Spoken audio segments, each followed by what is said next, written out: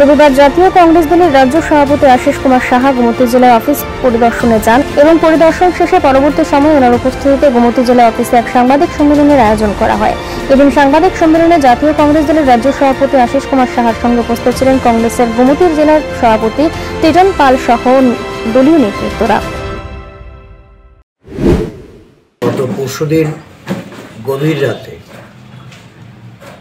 উদয়পুর জেলা কংগ্রেস অফিসে এই নাশকতামূলক অগ্নিসংযোগের ঘটনা সংঘটিত করে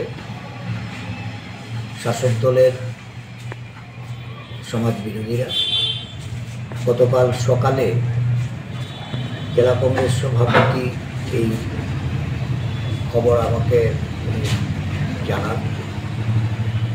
আপনারা জানেন যে গত শুক্রবারে আমাদের জেলা পরিষদের দলীয় প্রার্থীদের মনোনয়ন জমাদান পর্ব সম্পন্ন হয়েছে। পঞ্চায়েত নির্বাচনকে কেন্দ্র করে নানাভাবে বিরোধীদের নির্বাচনে প্রতিদ্বন্দ্বিতা যে অভিপ্রায়কে কিভাবে এটা বন্ধ করা যায়, নির্বাচনের প্রতিদ্বন্দ্বিতা থেকে সরে দাঁড়ানোর জন্য, মনোনয়ন জমা দেওয়া রুখে দেওয়ার জন্য সর্বদলীয় সভা থেকে শুরু করে প্রতিটা রাজনৈতিক কর্মকাণ্ডে শাসক দল অন্যায়ভাবে, অগণতান্ত্রিকভাবে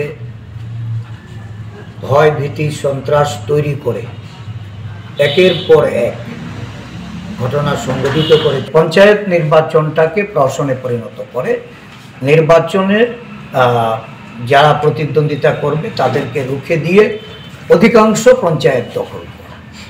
আমরা এর তীব্র প্রতিবাদ জানাচ্ছি। জেলা কংগ্রেস অফিসের এই ঘটনায় অবিলম্বে আমরা আরক্ষা কর্তৃপক্ষকে জানিয়েছি, এজাহার হয়েছে।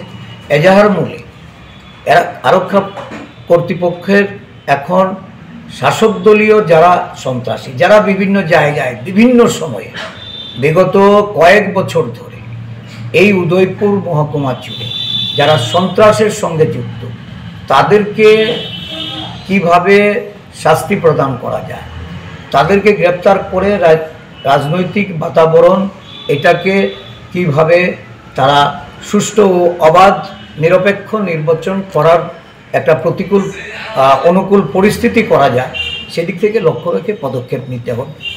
আপনারা জানেন যে রাজনগরের একজন জেলা পরিষদ প্রার্থী, ওনার উপর আক্রমণ সংঘটিত করে ওনাকে মেরে ফেলা হয়েছে। উনি গতকালকে মৃত্যুবরণ করেছেন। অত্যন্ত দুঃখজনক ঘটনা। সিপিআইএম দলের প্রার্থী হওয়ার জন্য এই অপরাধে ওনাকে হত্যা করা হয়েছে। এই ধরনের হত্যা লীলা করে সারা রাজ্য জুড়ে সন্ত্রাসের বাতাবরণ করে নির্বাচনে জয়লাভ করার যে প্রয়াস নিয়েছে মাননীয় মুখ্যমন্ত্রী, রাজ্যের পুলিশ মন্ত্রী, আইনমন্ত্রী, ওনার স্বরাষ্ট্র দপ্তরের এই ভূমিকা, এটা কোনোভাবেই মেনে নেওয়া যায় না। গত কয়েকদিন আগে আমরা গিয়েছিলাম ডিজিপির কাছে এবং সমস্ত সারা রাজ্যের চিত্র তুলে ধরে আরক্ষা প্রশাসনকে সক্রিয় ভূমিকা নেওয়ার জন্য আমরা যেমন অনুরোধ করেছি, এই নির্বাচন সুষ্ঠুভাবে, অবাধভাবে সম্পন্ন করার জন্য রাজ্য নির্বাচন কমিশনারের কাছেও আমরা এই বিষয়গুলি তুলে ধরেছি। কিন্তু সম্পূর্ণভাবে এই যে নিষ্ক্রিয়তা চলছে, এটা মেনে নেওয়া যায়। আমরা এই নির্বাচনে প্রতিদ্বন্দ্বিতার জন্য প্রস্তুতি নিয়েছি এবং এই নির্বাচন সুষ্ঠুভাবে সম্পন্ন করার জন্য একদিক থেকে যেমন আমরা প্রতিরোধ গড়ে তোলার আমাদের প্রয়াস থাকবে, বিরোধী দলগুলির সমস্ত ঐক্যবদ্ধভাবে লড়াইয়ের ময়দানে গণতন্ত্র বাঁচাতে আমরা মাঠে নামব।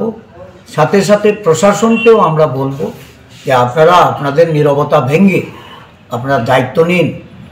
এই রাজ্যের মানুষ আজকে শাসক দলের সন্ত্রাসে, শাসক দলের জুলুমে, শাসক দলের অত্যাচারে তাদের প্রতিবাদের ভাষা হারিয়েছে।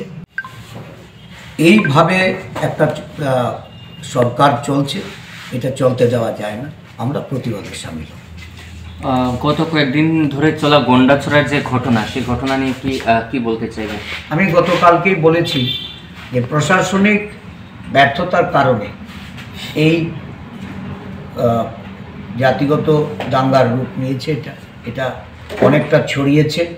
ক্ষতিগ্রস্ত মানুষের পাশে সরকারকে থাকতে হবে। যারা এই ঘটনাকে সাম্প্রদায়িক রূপ দেওয়ার চেষ্টা করেছে তাদেরকে প্রতিহত করতে হবে, তাদের বিরুদ্ধে প্রয়োজনীয় ব্যবস্থা গ্রহণ করতে হবে। সাথে সাথে শান্তি সম্প্রীতি প্রতিষ্ঠার লক্ষ্যে প্রশাসনকে এগিয়ে আসতে হবে। ডিজিপির সঙ্গে যখন আমরা আলোচনায় গিয়েছিলাম, আমরা এই বিষয়টা তুলে ধরেছিলাম এবং বলেছিলাম যে তাৎক্ষণিক ভিত্তিতে তারা যেন পদক্ষেপ নেয়। সেই রাত্রে যদি পুলিশ প্রশাসনকে সেখানে সক্রিয় করা যেত তাহলে এই ঘটনাটা এড়ানো যেত। হাজার হাজার মানুষ আজকে বাড়িঘর হারিয়ে তাদের বাড়িঘর ছেড়ে পালিয়ে থাকতে হচ্ছে। দুই সম্প্রদায়ের মধ্যে একটা দীর্ঘদিনের যে সম্প্রীতি, এই সম্প্রীতি আজকে বিনষ্ট হতে যাচ্ছে। প্রশাসন দেরিতে পদক্ষেপ নেওয়াতে খানিকটা হলো স্থিমিত হয়েছে। তবে এটা চূড়ান্তভাবে এখানে শান্তি প্রতিষ্ঠার জন্য লড়াই করতে হবে। সর্বদলীয় মিটিং ডাকা হয়েছিল, কংগ্রেস দলের প্রতিনিধিরা সেখানে উপস্থিত থেকে মানুষের যে জীবন সম্পত্তি ক্ষয়ক্ষতি হয়েছে সেগুলির ক্ষতিপূরণ এবং যারা এই ঘটনার জন্য দায়ী তাদের জন্য কঠোর ব্যবস্থা গ্রহণ করার দাবি জানিয়েছে।